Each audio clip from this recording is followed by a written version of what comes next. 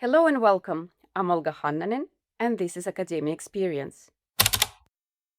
Our guest today is Kaisu Koskela, an anthropologist specializing in digital nomadism and other forms of remote work and mobilities. Her postdoctoral work has dealt with the emergence of digital nomad visas and their ethics on the mobility strategies nomads employ to navigate their lifestyle. A long-term advocate for location independence, she has herself worked and traveled as a digital nomad for the past 15 years. Hello, Kaisu, and welcome to the Academia Experience podcast. It's great to have you here today. Hi, Olga. Very happy to be here. I've been watching your other episodes, and it's a great show. So happy to contribute to this for my part too. Great. So, Kaisu, among other things, you have been studying digital nomad visas. And as you might know, the very first episode of Academia Experience podcast was about digital nomad visas. And back then, Yes. we didn't know that much about that. Anyway, I started that podcast with the question, why is it important to study digital nomad visas? So can you tell us today, why is it important to study digital I nomad visas? I definitely saw your first episode with Jan, and I'm on the same track. It's a super interesting field, right? These are completely new type of visas and permits that are coming out. But by now, I would say it's been a couple of years since then, and a lot more are coming out, and a lot more should be coming out still. I think for me, one of the key components of this is that we still have a huge legal gray zone that exists in transnational remote working. And the visas, in their way, should also be part of the solution to fix this. It's not only about trying to attract digital nomads to come and replace the tourism flows that was happening during COVID times, especially. But now it's also about in a way, responding to a reality that is really happening. There are thousands of people, tens of thousands of people, even hundreds of thousands of people potentially moving across the globe with their remote jobs. And this is a new type of movement. It's a new type of migration in a way, but it's also a new type of tourism that needs to be responded to by governments, because most governments' border policies kind of just ignore that it's happening. And that's why we have a lot of people just moving around with normal tourist permits because they can, but it doesn't respond to, for example, employers are having a hard time allowing their employees to go abroad and work from there because they're not 100% legal in the current system. The legal gray zone is too big still. All right. So there are a lot of things to be done by governments to respond properly to digital nomad visas to these different, I would say, diverse types of movements. Because when we talk about digital nomadism, we see different patterns, different mobility patterns there. Indeed, and especially from policy perspective, this is something that I actually try to really advocate for is for governments, but also service providers and media and anyone and us scholars to look at the whole spectrum of what I call transnational remote working mobilities, right? Digital Mm. nomadism is just one type of those. I think when it comes to policies and visas and such, we should kind of look at three things, which is workationists, so those people who live a completely normal sedentary life somewhere, and then they want to escape the, let's say, if you cold Finnish winter and go and work from Thailand for 2 months, and then they return back to their normal lives. They need very different policies than people who actually have a remote job and want to completely move to another country, which is something that has become and basically been enabled by digital nomad visas. You couldn't really do this beforehand. So I would say there's those workationists that is more like tourism, and then right at the other end of spectrum, remote working residents or migrants who need a proper migration permit. And then somewhere in between, we have these digital nomads. That is a different type of lifestyle mobility. I think you would agree that also needs different type of structures around it. To me, like true digital nomadism is people who move from A to B to C to D and keep moving continuously. And it's this continuous nature and potentially the lack of any kind of base, although a lot of people nowadays do also combine a base with digital nomadism, that makes it very different from policy perspective and how to approach them. And that's I think that's even beyond digital nomad visas, to be honest. To me, that is like a next frontier that will take probably way longer to resolve those issues than just the simple entry regulations of into countries. That's very interesting, and we will get back to that a little bit later today. That this spectrum of different types of lifestyle movers, and as you say, from vacationers to settled nomads or settled Yeah. migrants, this is not the approach the policymakers are taking to visas. And building up on that, I know that you examined digital nomad visas, the strategies, the rationales that states Yeah. have for creating visas, and you defined three different categories. So, could you tell us a little bit more what they are? And Um, yes. Well, I was looking at the policy rationales, as we ended up naming them, of governments and why they are actually coming out with these visas. So there was a lot being written at the time. And this is at the time when you were also interviewing Jan. There was most literature in academia was about how digital nomad visas are there purely to attract digital nomads as a new type of tourists to replace the lost tourism flows during COVID.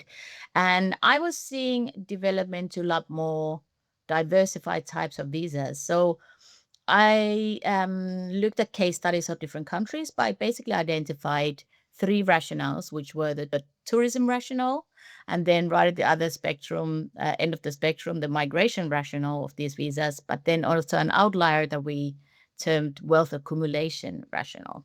That's not to say the other ones, they are also about economic benefit, I would say, even if they have different names. But the main differences are that yes, I would say most digital nomad visas, especially the early ones, were on the tourism rationale. They were quite short. They have very little civic attachment or any possibility of integration for the visa holders. And they are basically just a permit to allow you into the country and to work remotely. And then at the other end, the migration rationales, they're a lot longer. And they, in fact, mainly residence permits that are comparable to any other residence permit that people will get. It was like Portugal and Spain are very good examples of this one.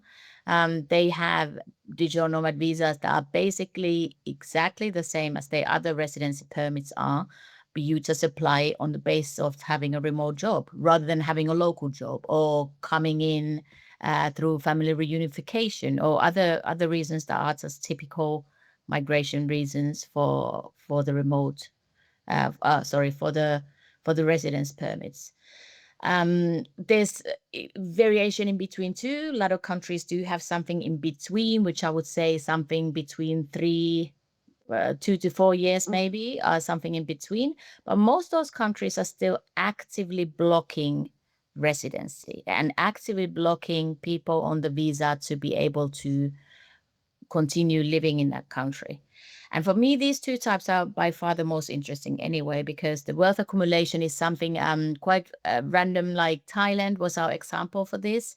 And this probably only works for a certain type of countries. And in Thailand, it was basically to attract, it was a visa called long-term residency. And they have, in fact, since then come out with a new visa called Destination Thailand visa, which is a different thing. I should not be confused with this. But the long-term residency was basically to attract very wealthy, rich foreigners to come live in Thailand and live in a complete separate life from the Thai government. They are not to pay taxes. They don't get healthcare. They don't get any kind of things, but they can stay up to 10 years.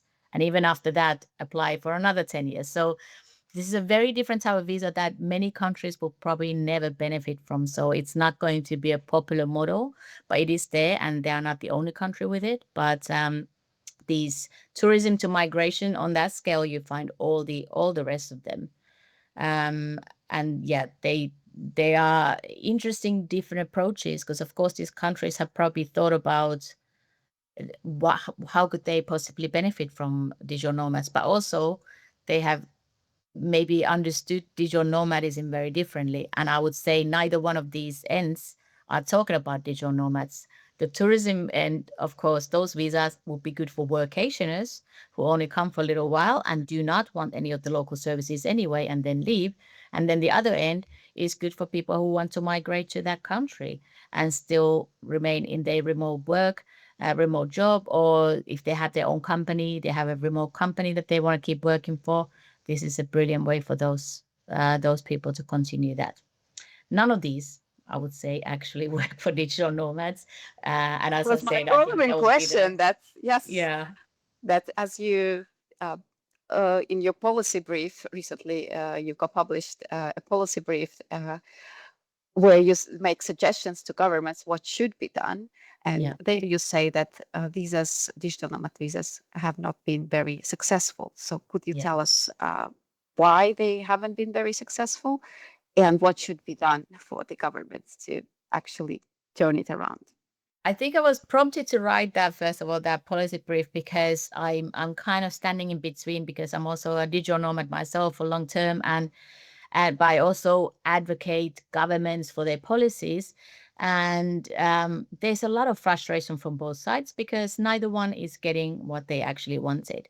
For digital nomads, it's about the fact that these are called digital nomad visas and none of them are for them. I try and always tell that the governments were probably not targeting you anyway because you are a transient person coming in and leaving again. So it's not always that governments should target digital nomads. They should perhaps focus on the workationers or the remote workers. But I think it's bad marketing, well, okay, maybe good marketing for the governments because they got a lot of attention, but it's the wrong choice of terminology.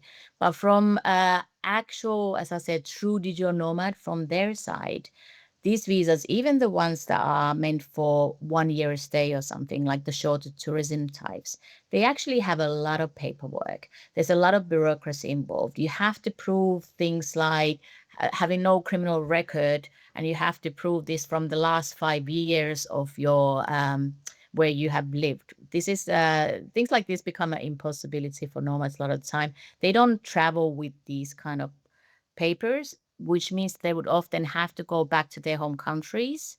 And by home country, I mean the country of their passport, which might be a country that they don't actually have any association with anymore otherwise.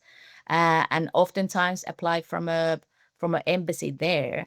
They're unwilling to do this because that's completely disrupts their travel, which is basically the part of their life that they want to keep going. So a lot of these visas were not, they were thought out either as kind of migration permits that need all this work or short-term things that don't really offer much in the end. So if you do all this paperwork and then you don't really get anything for it, you don't get healthcare, you don't get any right to any kind of local permit, for example. I'm seeing this with, if I give an actual concrete example, Japan came out with a digital nomad visa with a lot of media fanfare quite recently. And their visa is a 6-month visa that is only given to those people of those nationalities that already get to have a free entry as tourists to the country.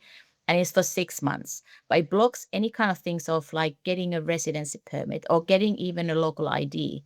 And people on the ground are saying, if you don't have this local ID, you can't even get a SIM card. You certainly can't have a rental contract. So they're still in a position where they're completely just as tourists, yet they had to Yeah. pay for this visa. They had to get the applications for this visa. There's a very high income requirement of like 60,000 at least a year, I think, or 70,000 euros a year.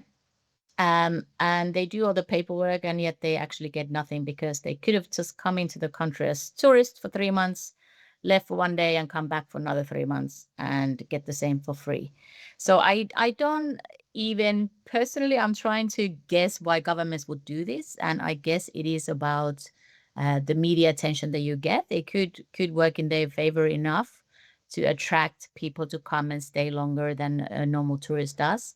But a lot of these visas are just frankly poorly designed, and they're not really thought out policies, and it's quite baffling sometimes to see them and think, why did you put this effort in if this is not even a functioning visa really that is ever going to be used? So I did just see in the numbers from Japan. In fact, it was just over 200 visas had been handed out in the past year. um, I thought it was actually quite a lot because I didn't think even that many would have been applied for because if I look at it on paper, I don't see the use of it for anyone really. So I see. So we know that digital nomads have been traveling yeah, before, extensively traveling before the digital nomad visa has been introduced. yeah, So do they really need digital nomad visa? And like Mhm. you mentioned Thailand. Thailand is a very popular Yeah, destination for digital nomads, and I really struggle to see how nomads would apply for this 10-year yeah, residency visa, which sounds like golden visa in a way more than a digital nomad visa. Yeah. yeah. So do nomads need visas?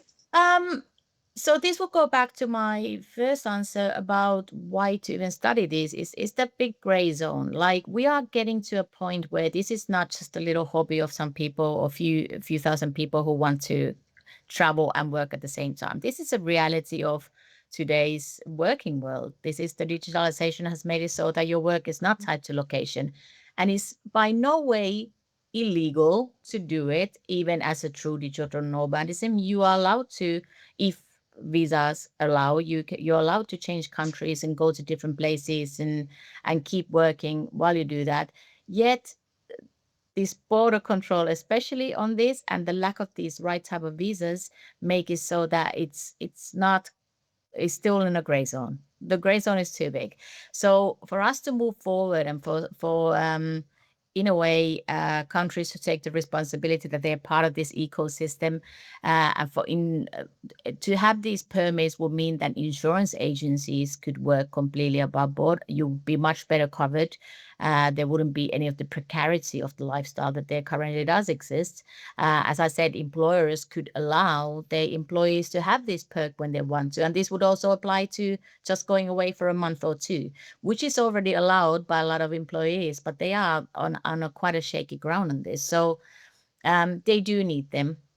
I think it also would benefit countries to have digital nomad visas that were a little bit longer than their normal tourist permits because in the day of mass tourism and over touristification and the ecological concern of course and everything too, to have people stay longer in your country rather than just come for a short hop and perhaps rent an apartment for longer time to contribute to the local economy more than just going out to the nearest restaurants would be beneficial. I think that's the way of tourism as well, that a lot of countries, if they were concerned about sustainability, that would be the way to go, right, as well. So I think there's a lot of reasons why we do need these. On the longer visas, I would also say for governments to see this group of people more as a new form of skilled migration in a way that they could benefit Mm. from the human capital that the people bring is also important. And currently, you cannot really do that as a country unless you allow for certain level of integration. And a lot of these countries have, of course, been very protective of their local labor markets. And that's why these visas are also restrictive on the integration part. But those countries that have opened up, well, definitely their economy, but also their labor market to a certain extent, Spain and Portugal being good examples again, have actually had by far the biggest interest in these visas. People have taken a lot of these visas, and they are in return getting people who are setting up their lives in the country and potential future citizens, even, which other countries are completely missing out on because they do not allow for that level of integration or any kind of future of having a residency, for example. But when it comes to Thailand, Thailand is definitely an interesting case, and that's why we picked the long-term residency visa for this. That one was very, as I said, elite visa. You needed, I think it was closer to $100,000 income. You also needed to work for basically a Fortune 500 company or listed company that could send you over, and there was all sorts of stipulations for it. You could not qualify for it.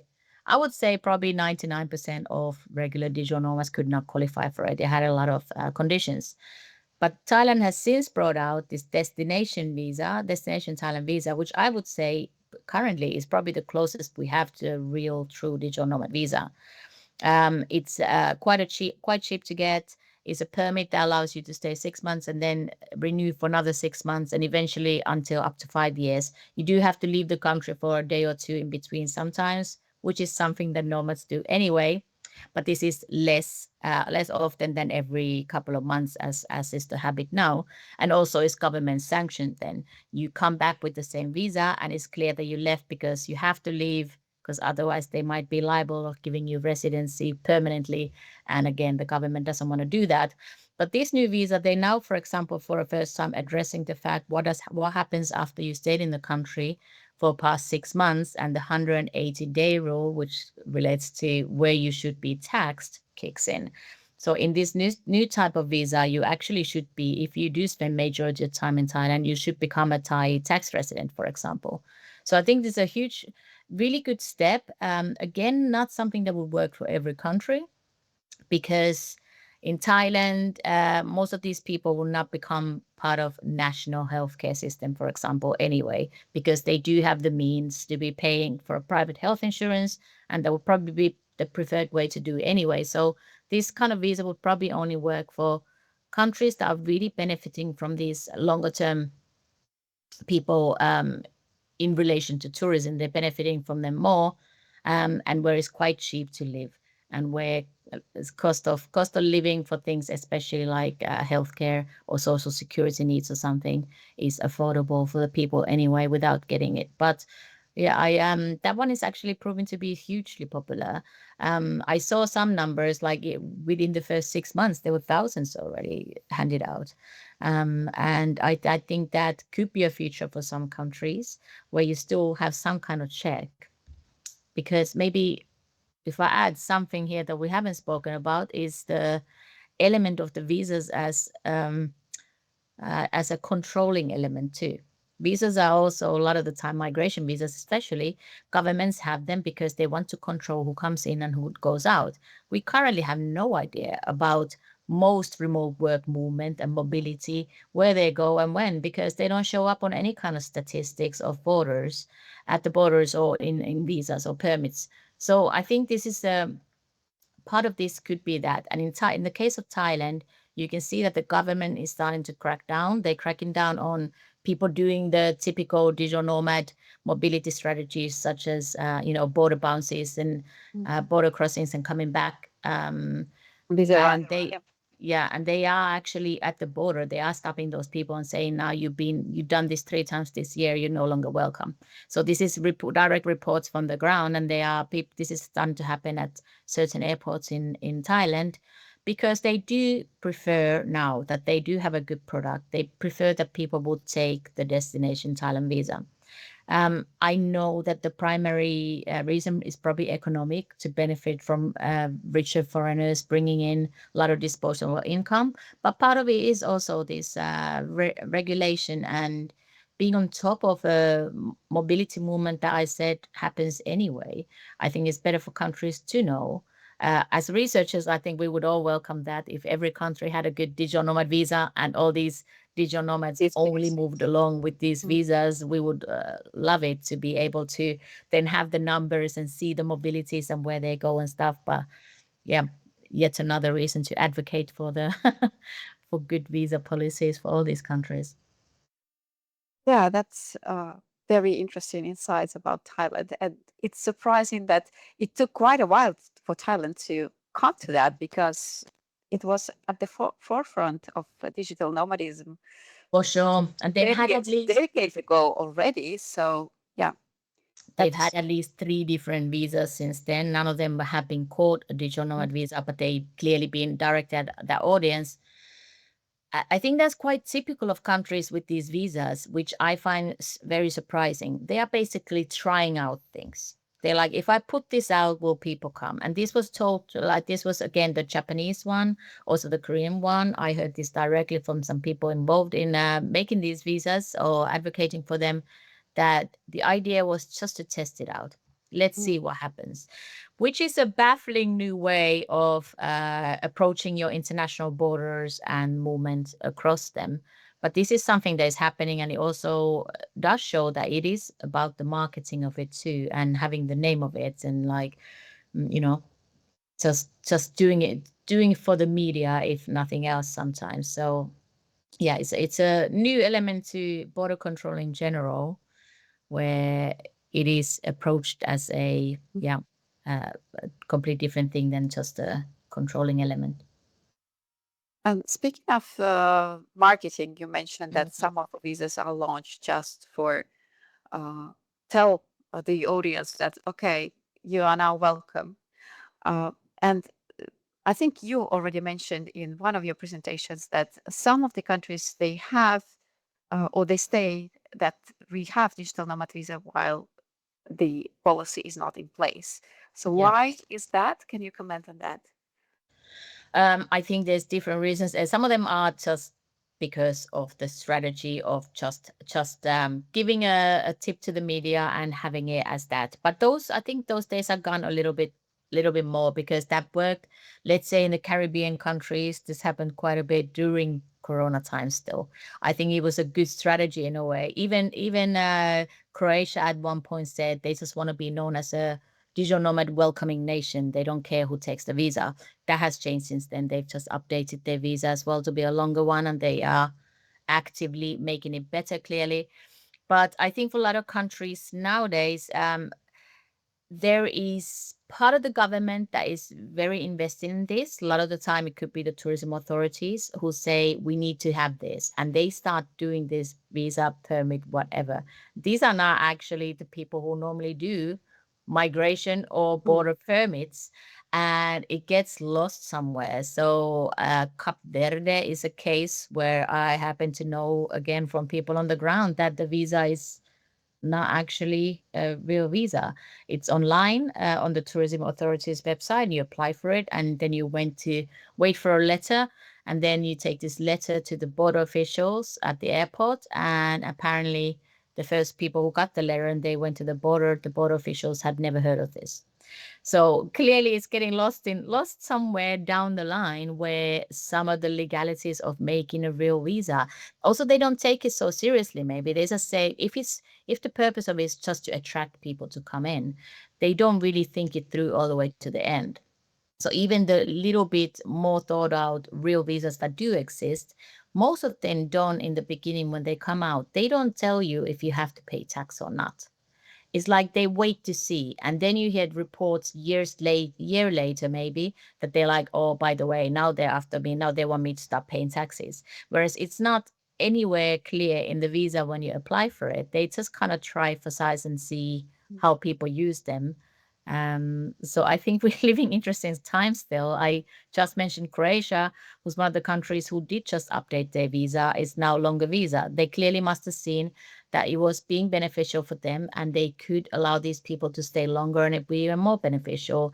Estonia just updated their rules that visa holders can now actually partially work also in local economy or get local clients. Malaysia just opened up their visa to any type of profession, whereas before they were targeting only certain type of tech professionals. So I think that the countries who are truly actually believing that this is something that they need for their future are now making the Adjustments. adjustments, exactly, and hopefully benefiting from them. So we're seeing also visas completely drop out now, and I think, was it Barbados or Bahamas, I think, who just very publicly announced that they no longer have this visa. At the same time, there's another 10 visas that had just ceased to exist, and they have not made any announcements of them because it's no longer a priority for the government, or they don't see the future benefit from them. But in a way, for us, those of us who are interested in researching this is almost a new beginning of the 2.0 versions. This is not just the ad hoc quick solution versions. These are the ones that are actually based on, hopefully also research data, but based on the data from governments themselves, and seeing if this is something that they should still pursue or not. Thank you, Kaisa, for joining us today. It was super interesting to learn about your research and a lot about digital nomad visas. And we look forward to see what's going to happen out there with the digital nomad world and the governments that design these visas. Indeed, so do I. We are currently at 1/3 of the countries in the world, I think, have digital nomad visas. So I look forward to seeing the other countries catch up too. Great talking to you too. Happy to be Okay. part of this. Thank you. Thank you for listening. Check out academia experience elsewhere.